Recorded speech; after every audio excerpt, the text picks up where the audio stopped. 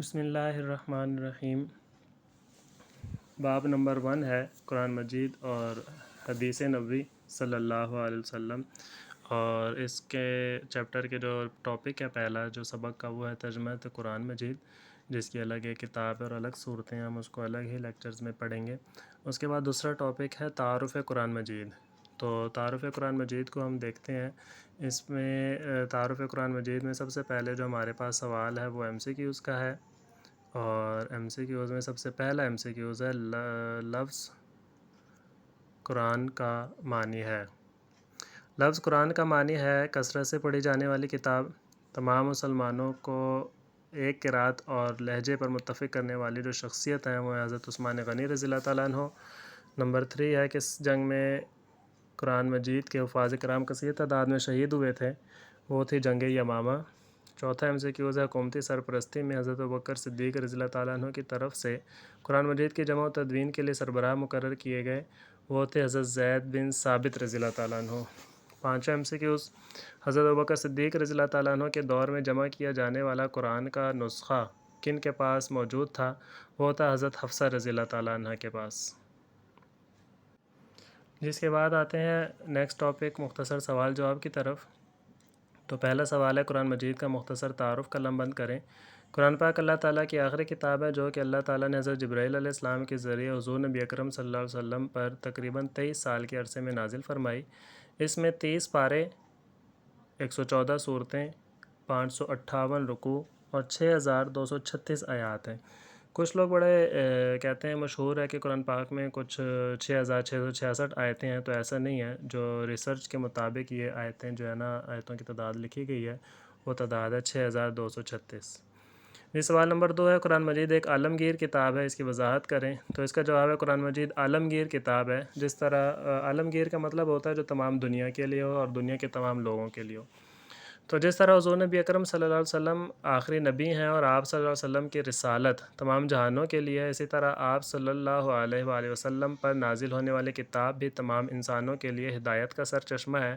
قرآن مجید کسی خاص مخصوص قوم یا مخصوص زمانے کے لیے نہیں بلکہ قیامت تک کے تمام انسانوں کے لیے رہنمائی کا ذریعہ ہے۔ سوال نمبر 3 ہے قرآن مجید کے قیامت تک کے لیے محفوظ ہونے کی وجہ بیان کریں۔ تو اس کا جواب ہے قرآن مجید کی حفاظت کا ذمہ اللہ تعالیٰ نے خود لیا ہے اور ارشاد فرمایا ہے اِنَّا نَحْنُ نَزَّلْنَا الذِّكْرَ وَإِنَّا لَهُ لَحَافِظُونَ۔ ترجمہ ہے بے شک ہم نے ہی اس کو نازل فرمایا اور ہم ہی اس کی حفاظت کرنے والے ہیں۔ اور یہی وجہ ہے کہ 14 صدیاں گزرنے کے باوجود اس کا ہر ایک لفظ محفوظ ہے اور قیامت تک محفوظ رہے گا۔ کوشچن نمبر 4 قرآن مجید کا اعجاز تحریر کریں۔ تو جواب ہے اس کا قرآن مجید کا اعجاز۔ اعجاز کا مطلب ہوتا ہے معجزہ۔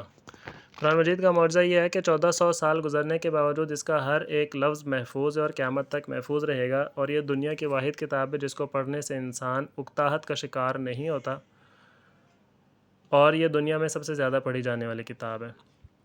اس کے بعد سوال نمبر 5 ہے عہد رسالت میں تدوین قرآن پاک کی وضاحت کریں۔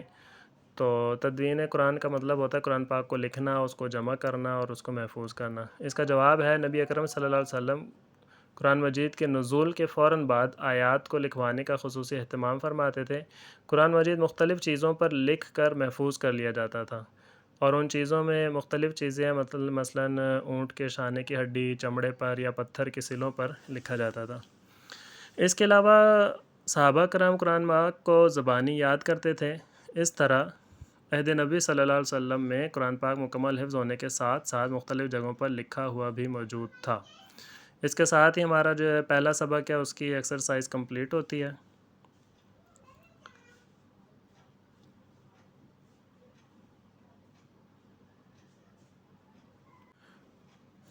اور اب جو دوسرا سبق تھا اس چیپٹر کا وہ ہے حدیث نبوی کے بارے میں، حدیث نبوی صلی اللہ علیہ وسلم۔ تو ہم سب سے پہلے اس کے MCQs دیکھتے ہیں۔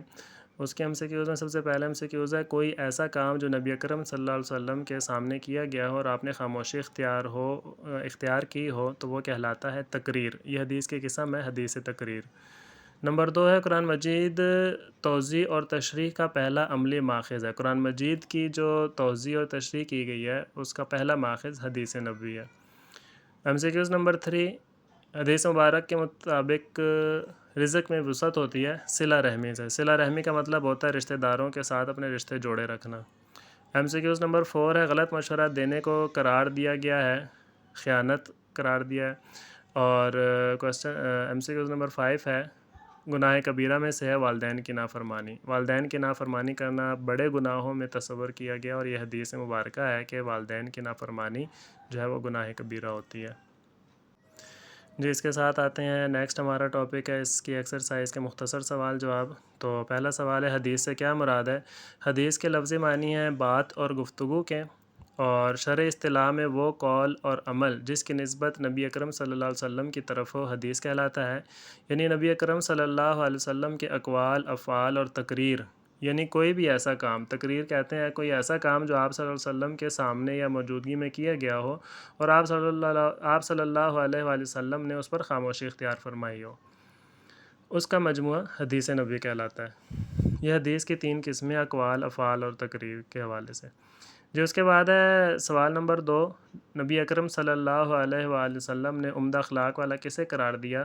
تو آپ صلی اللہ علیہ وسلم نے ارشاد فرمایا، مومنوں میں سے کامل ترین ایمان والا وہ ہے جو اپنے اخلاق میں بہترین ہے، اور ان میں سے سب سے زیادہ بہتر وہ ہے جو اپنی بیویوں کے لیے بہتر ہے۔ جس کا اخلاق اپنی بیویوں کے ساتھ سب سے بہتر ہے وہ کامل ترین ایمان والا ہے۔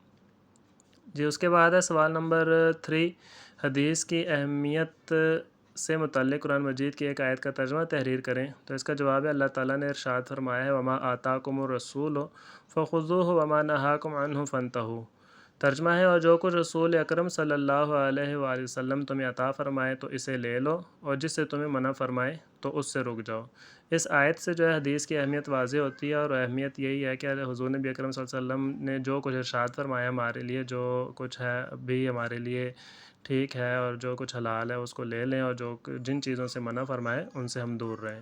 یعنی کہ قرآن اللہ تعالیٰ کے حکم کے علاوہ حضور نبی اکرم صلی اللہ علیہ وسلم کی جو حدیث ہے وہ بھی جو ہے نا ہمارے لیے بہت ضروری اور بڑی اہمیت والی ہے۔ اس کے بعد سوال نمبر 4 ہے، نبی کریم خاتم النبیین صلی اللہ علیہ وسلم نے غلط فتویٰ دینے کی کس طرح مذمت فرمائی؟ تو اس کا جواب ہے، آپ صلی اللہ علیہ وسلم نے فرمایا، جس شخص کو کسی نے علم کے بغیر فتویٰ دیا تو عمل کرنے والے کا گناہ فتویٰ دینے والے پر ہوگا، اور جس نے اپنے بھائی کو کوئی ایسا مشورہ دیا جبکہ اسے علم تھا کہ بھلائی اس کے علاوہ ہے تو اس نے اس سے خیانت کی۔ یہ اس کا جواب ہے۔ جی اس کے بعد کویشچن نمبر 5 ہے، کویشچن نمبر 5، رزق حلال کے متعلق حضور اکرم صلی اللہ علیہ وسلم نے کیا ارشاد فرمایا؟ اس کا جواب ہے کہ آپ صلی اللہ علیہ وسلم نے ارشاد فرمایا، اے لوگو، اللہ سے ڈرو اور اچھے طریقے سے روزی طلب کرو، کیونکہ کوئی انسان اپنا رزق پورا کیے بغیر نہیں مرے گا، اپنا رزق پورا کیے بغیر نہیں مرے گا، اگرچہ اس رزق کے حصول میں دیر ہو جائے، یعنی کہ رزق کے حاصل ہونے میں دیر ہو سکتی ہے لیکن رزق اس کو اللہ تعالیٰ پورا دیں گے۔ چنانچہ اللہ تعالیٰ سے ڈرو اور اچھے طریقے سے روزی طلب کرو، اور جو حلال ہے وہ لے لو اور جو حرام ہے وہ چھوڑ دو۔ تو اس طرح جو ہے ہمارا یہ آج کا لیکچر ختم ہوا، اور انشاءاللہ ملتے ہیں نیکسٹ لیکچر میں۔ اللہ حافظ۔